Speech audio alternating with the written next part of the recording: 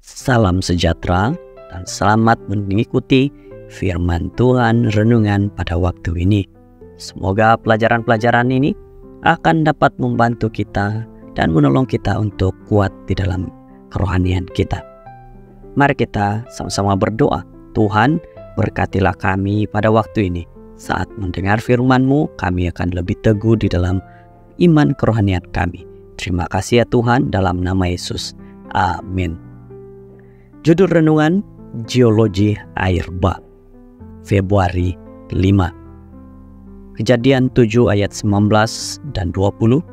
Begitu kuatnya pelimpahan air di muka bumi sehingga mengatasi gunung ganang yang tinggi yang ada, lantas tertutuplah seluruh kolong langit.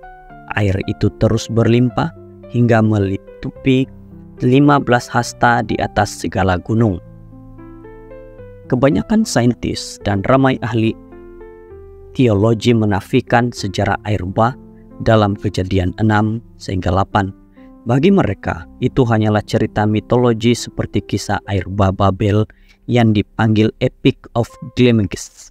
Sebaliknya, penulis Alkitab mengambil kisah Nuh dan air bah universal secara literal dalam Perjanjian Lama.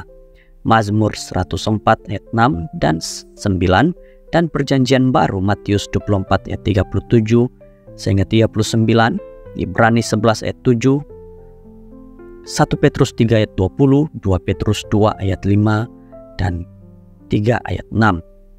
Edisi Advent Review and Sabbath Herald pada Februari 5 Februari 1867 menerbitkan artikel oleh D.T. Bourdieu bertajuk Geologi dan Alkitab. Penulis itu mengisytiharkan geologi asli yang benar adalah sama seperti Alkitab, dan ia tidak bercanggah dengan Alkitab karena kebenaran tidak boleh bercanggah dengan kebenaran.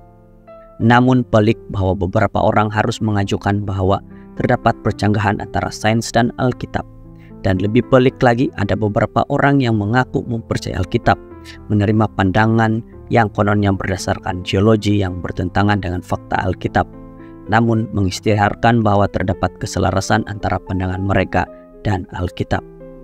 Asas saintifik penegasan Bourdieu telah ditunjukkan oleh ahli geologi George McCrae 1870-1963. Beberapa bukunya memberikan bukti konklusif bahwa lanjur geologi dibentuk bukan oleh proses evolusi yang perlahan tetapi oleh air bah yang terjadi di dunia. Priest mengisytiharkan bahwa kerjanya adalah untuk membasmi struktur evolusi dari tanah dunia supaya kepercayaan lain boleh dibangunkan. Ramai kepercayaan bukan Adventis telah mengiktirafkan kesumbangan cemerlangnya kepada geologi air bah. Evolusioni percaya bahwa lajur geologi telah terbentuk selama beberapa era evolusi yang berlangsung berjuta-juta tahun. Mereka percaya bahwa bentuk kehidupan yang tidak dapat dikira dan lebih primitif telah wujud dan mati sebelum kemunculan manusia. Jika ini berlaku, maka kematian sudah lama wujud sebelum dosa Adam dan Hawa. Sebaliknya, catatan Alkitab tentang air bah seperti yang dapat dibaca adalah konsisten dengan ajaran Alkitabiah bahwa kematian dalam dunia melalui dosa Adam, Roma 5 ayat 12. Hanya dari perspektif ini rancangan keselamatan itu masuk akal. Jadi saudara-saudara, inilah firman Tuhan kita pada waktu ini. Semoga kita diberkati.